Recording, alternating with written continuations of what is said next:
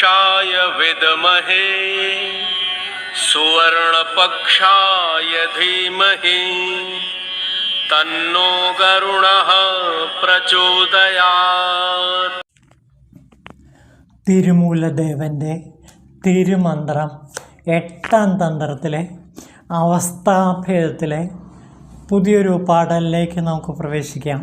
നോക്കൂ.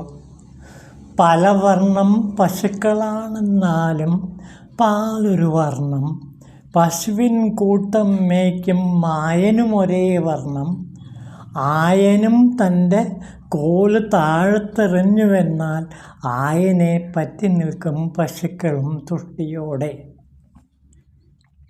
അപ്പോൾ ഒരിടയൻ്റെയും പശുക്കളുടെയും കഥ പറഞ്ഞുകൊണ്ട് ജീവാത്മ പരമാത്മ ബന്ധത്തെ ശൈവസിദ്ധാന്താനുസാരിയായി ഇവിടെ വിശദീകരിക്കുകയാണ് തിരുമൂലദേവൻ ഈ പാഠലിൽ ചെയ്യുന്നത്. അതിൻ്റെ അർത്ഥം നമുക്ക് നോക്കാം. പല വർണ്ണം പശുക്കളെന്നാലും പാലൊരു വർണ്ണം. പല നിറത്തിലുള്ള പശുക്കളാണ്. കറുത്ത പശുക്കളുണ്ട്, വെളുത്ത പശുക്കളുണ്ട്, പാണ്ടൻ പശുക്കളുണ്ട്. അങ്ങനെ പല പല രൂപവിശേഷങ്ങളുള്ള, പല പല നിറങ്ങളുള്ള, പല തരത്തിലുള്ള പശുക്കളുണ്ട്. പക്ഷേ ഈ പശുക്കളെല്ലാം പാല് തരുന്നു. ആ പാലിന് ഒരേ വർണ്ണമാണ്, വെള്ള നിറമാണ്. അപ്പോൾ പശുക്കൾ പല ജാതിയുണ്ടെങ്കിലും, പശുക്കളുടെ നിറങ്ങൾ പലതാണെങ്കിലും, പശുക്കളെല്ലാം തരുന്ന പാല് സത്യത്തിൽ വെള്ള നിറമാണ്. അതിനൊരു വ്യത്യാസമില്ല, പാലിനൊരു വ്യത്യാസമില്ല. ഇതാ നോക്കൂ. പശുവിൻ കൂട്ടം മേയ്ക്കും മായനും ഒരേ വർണ്ണം. അതേ നിറം തന്നെയാണ് മായന്, അതായത് ഇടയൻ്റെയും നിറം, അതായത് പശുവിൻ പാല് പോലെയുള്ള അതേ നിറത്തോടു കൂടിയവനാണ് ഇടയനും. ആയനും തൻ്റെ കോല് താഴത്തെറിഞ്ഞുവെന്നാൽ ആയനെ പറ്റി നിൽക്കും പശുക്കളും തുഷ്ടിയോടെ. ആയൻ ഇടയൻ തൻ്റെ കോല്, കയ്യിലൊരു കോലുണ്ടാകും ഇടയൻ്റെ, ആ കോല് താഴെ എറിഞ്ഞാൽ ഉടനെ തന്നെ പശുക്കളെല്ലാം ആയനെ പറ്റി നിൽക്കും തുഷ്ടിയോടെ, സന്തോഷത്തോടെ. അപ്പോൾ ഈ ഇടയനെയും പശുക്കളെയും വേർതിരിക്കുന്ന അല്ലെങ്കിൽ രണ്ടാക്കി മാറ്റുന്ന ഒരു ഘടകം ഇടയൻ്റെ കയ്യിലുള്ള കോലാണ്. ഈ കോല് ആട്ടിപ്പായിട്ടാണ് പശുക്കളെ മുന്നോട്ടേക്ക് അല്ലെങ്കിൽ മേയുന്ന സ്ഥലത്തിലേക്ക് നയിക്കുന്നത്. അപ്പോൾ പശുക്കൾക്ക് ഏറ്റവും കൂടുതൽ ഭയമുണ്ടാക്കുന്നത് ഈ കോലാണ്, ഇടയൻ്റെ കയ്യിലെ കോലാണ്. ആ കോല് താഴെ കളഞ്ഞാൽ, കോലില്ല എങ്കിൽ ഇടയനെ അവർക്ക് അത്രമേൽ ഇഷ്ടമാണ്. ആ ഇടയൻ്റെ അടുത്തേക്ക് പശുക്കൾ ഓടിയെത്തും. അപ്പോൾ ഇടയനെയും പശുക്കളെയും വേർപെടുത്തുന്ന പാശമാണ് കോല്. ആ കോല് താഴെ ഇട്ടാൽ ഇടയൻ്റെ അടുത്തേക്ക് പശുക്കൾ വളരെ തുഷ്ടിയോടെ, വളരെ സന്തോഷത്തോടെ, സ്നേഹത്തോടെ, അത്രമേൽ സ്നേഹത്തോടെ ഇടയൻ്റെ അടുത്തേക്ക് ഓടിയെത്തും. അപ്പോൾ പശുക്കളെ ഭയപ്പെടുത്തുന്ന അല്ലെങ്കിൽ ഇടയനുമായി വേർതിരിക്കുന്ന ഒരു ഘടകമാണ് ഇടയൻ്റെ കയ്യിലെ കോല്. ആ കോല് താഴെ ഇട്ടല്ല, കോല് ദൂരെ കളഞ്ഞാൽ പിന്നെ ഇടയനും പശുക്കളും ഒന്ന് തന്നെയാണ്. ഇടയൻ്റെ അടുത്തേക്ക് പശുക്കൾ വളരെ തുഷ്ടിയോടെ, വളരെ ആനന്ദത്തോടെ, വളരെ സന്തോഷത്തോടെ, വളരെ സ്നേഹത്തോടെ ഓടിയെടുത്ത് ഈ ഇടയൻ്റെ അടുത്തേക്ക് വരും. ഇത് തിരുമൂലദേവൻ്റെ തന്നെ ഒരു അനുഭവമാണ്. അതായത് തിരുമൂലദേവൻ സുന്ദരരായിട്ട്, അദ്ദേഹത്തിൻ്റെ ആദ്യത്തെ പേര് സുന്ദരർ എന്നായിരുന്നു. അദ്ദേഹം തമിഴകത്തേക്ക് വന്നിട്ട് അഗസ്ത്യ മഹാമുനിയെ കാണാൻ വേണ്ടി വരുമ്പോൾ ഇടയ്ക്ക് വച്ചിട്ട് പശുക്കളുടെ കരച്ചിൽ കേട്ട് ആ പശുക്കളുടെ അടുത്തേക്ക് ഓടിയെത്തുന്നു. അപ്പോൾ ഇടയൻ മരിച്ചു കിടക്കുന്നു. ആ ഇടയൻ്റെ അടുത്ത് നിന്ന് പശുക്കൾ കരയുന്ന കാഴ്ചയാണ് കണ്ടത്. ഇത് കണ്ട് തിരുമൂലദേവന് വളരെ വേദന തോന്നി. അദ്ദേഹം ആ ഇടയൻ്റെ ശരീരത്തിലേക്ക് പരകായ പ്രവേശം ചെയ്തു. പിന്നെ പരകായ പ്രവേശം ചെയ്തപ്പോൾ അദ്ദേഹം ഇടയനായി. അങ്ങനെയാണ് മൂലൻ എന്ന പേര് വരുന്നത്. ആൾക്കാർ പിന്നെ വിളിക്കുന്നത് ഇടയൻ എന്നാണ്, മൂലൻ എന്നാണ്, തിരുമൂലൻ, ശ്രേഷ്ഠനായ ഇടയൻ. അങ്ങനെ ശ്രേഷ്ഠനായ ഇടയൻ എന്ന പേരുള്ള ഈ തിരുമൂലർ പിന്നെ പശുക്കളെ മേയിച്ചുകൊണ്ടാണ് നടന്നത്. അപ്പോൾ ഇത് ഒരു പ്രതീകാത്മകമായ അർത്ഥതലം കൂടി ഇതിനുണ്ട്. പശുക്കൾ എന്ന് പറയുന്നത് ജീവന്മാരാണ്. ഈ ജീവന്മാരെ നയിക്കുന്നത് പരമാത്മാവാണ്. ആത്മാവ് എല്ലാ ജീവന്മാരിലും കുടികൊണ്ട് ഈ ജീവന്മാരെ ഓരോരോ പ്രാരബ്ധ കർമ്മത്തിനനുസരിച്ച് കർമ്മങ്ങൾ ചെയ്യിച്ചു കൊണ്ടേയിരിക്കുന്നു. അപ്പോൾ ഈ പശുക്കളും ഇടയനും ജീവന്മാരും പരമാത്മാവുമാണ്. പശുക്കൾ ജീവാത്മാക്കളും ഇടയൻ പരമാത്മാവുമാണ്. ഇതിൻ്റെ പ്രതീകം തന്നെയാണ് ശ്രീകൃഷ്ണൻ പശുക്കളെ മേയിച്ചുകൊണ്ട് നടക്കുന്ന കഥ. അപ്പോൾ ശ്രീകൃഷ്ണൻ പശുക്കളെ മേയിച്ചുകൊണ്ട് നടക്കുന്ന കഥയിലൂടെ ജീവാത്മ പരമാത്മ ബന്ധത്തെയാണ് സൂചിപ്പിക്കുന്നത്.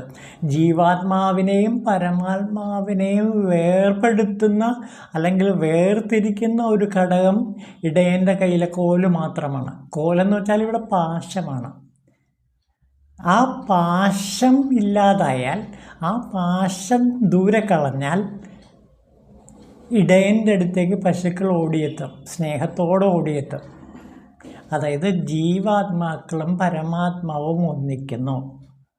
ഈ ജീവാത്മ പരമാത്മ ഐക്യത്തിന് തടസ്സമായി നിൽക്കുന്നത് ഈ പാശം എന്ന കോലാണ്. അതായത് കർമ്മവാസനകളാകുന്ന അനേകം വാസനകൾ ഈ ജീവാത്മാക്കളെ നയിച്ചു കൊണ്ടിരിക്കുന്നു. ഈ വാസനകൾ ഒടുങ്ങുമ്പോൾ പശുക്കൾ താനെ പരമാത്മാവിലേക്ക് അടുക്കും. കുമാരനാശാൻ്റെ ഒരു കവിതയുണ്ട്, നളിനി. അതിലൊരിടത്ത് കവി പറയുന്നുണ്ട്, ജന്തുവിന് തുടരുന്നു വാസനാബന്ധം ഇങ്ങ് ഉടൽ വീഴുവോളവും. ഉടൽ വീഴുന്നവരെ ഒരാളെ ഈ വാസനാബന്ധങ്ങൾ, കർമ്മവാസനകൾ പിന്തുടർന്നുകൊണ്ടേയിരിക്കും. ഈ കർമ്മവാസനകൾ അവസാനിക്കാതെ ഒരിക്കലും ജീവാത്മാവിന് പരമാത്മാവ് ഏറ്റെടുക്കാൻ പറ്റില്ല. അപ്പോൾ ഈ കർമ്മവാസനകൾ എങ്ങനെയുള്ളതാക്കി മാറ്റണമെന്നാണ് ഭഗവത്ഗീത പറയുന്നത്? നിഷ്കാമ കർമ്മമാക്കി മാറ്റണം. നിഷ്കാമ കർമ്മമാക്കി മാറ്റുമ്പോൾ ജീവൻ്റെ കർമ്മം ജീവനെ ഒരിക്കലും ബന്ധിക്കുകയില്ല. അത് മോചനത്തിന് കാരണമായി തീരുകയും ചെയ്യും. ഇതാണ് ഭഗവത്ഗീതയിൽ കർമ്മയോഗത്തിൽ ഭഗവാൻ അർജുനന് കൊടുക്കുന്ന പ്രധാനപ്പെട്ട ഉപദേശം.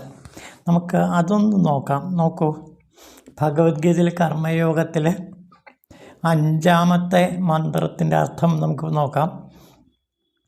ഭൗതിക പ്രകൃതിയുടെ ത്രിഗുണങ്ങളിൽ നിന്നുളവാകുന്ന വാസനകൾക്ക് അനുസരിച്ച് ഓരോ മനുഷ്യനും കർമ്മം ചെയ്യാൻ നിർബന്ധിതനാണ്.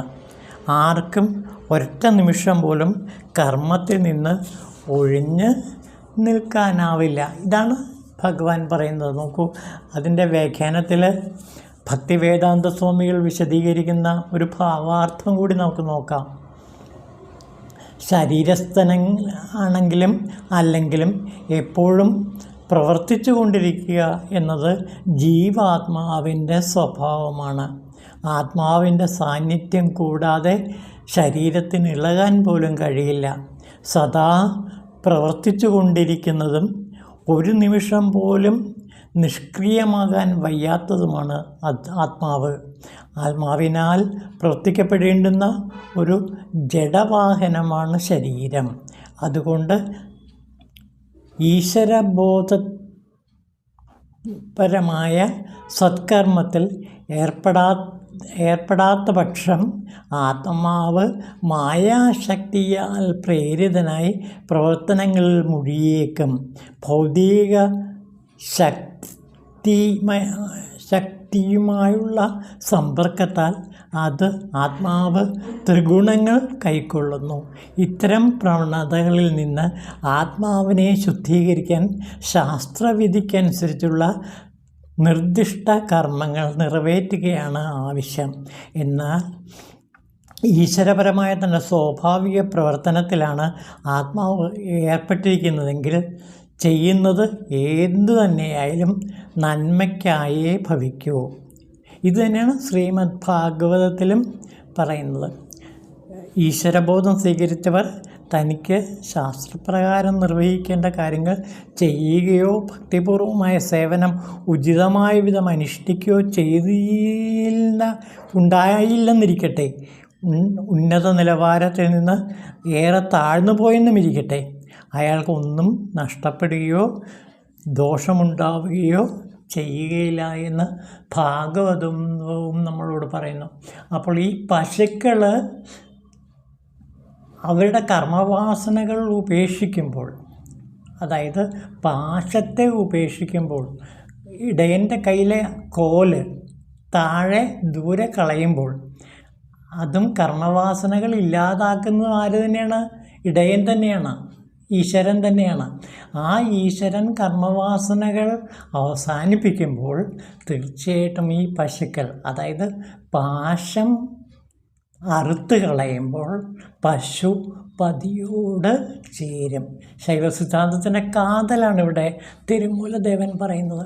ഈ കോലെന്ന് പറയുന്നത് പാശമാണ്. ആ പാശത്തെ ഇടയൻ ദൂരെ കളയുന്നു. ആ പാശം ആരുടെ കയ്യിലാണ് ഇരിക്കുന്നത്? ശിവൻ്റെ കയ്യിലാണ് ഇരിക്കുന്നത്. ആ ശിവൻ്റെ കയ്യിലെ പാശം ശിവൻ വിചാരിച്ചാലേ ദൂരെ കളയാൻ പറ്റുള്ളൂ.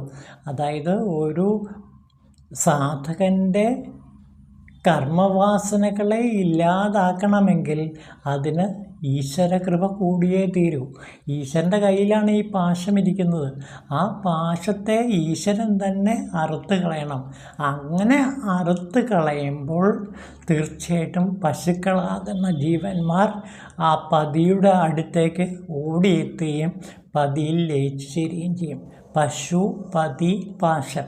അപ്പോൾ ഈ കോലില്ലാതായാൽ പശുക്കൾക്ക് പിന്നെ ഭയമില്ല.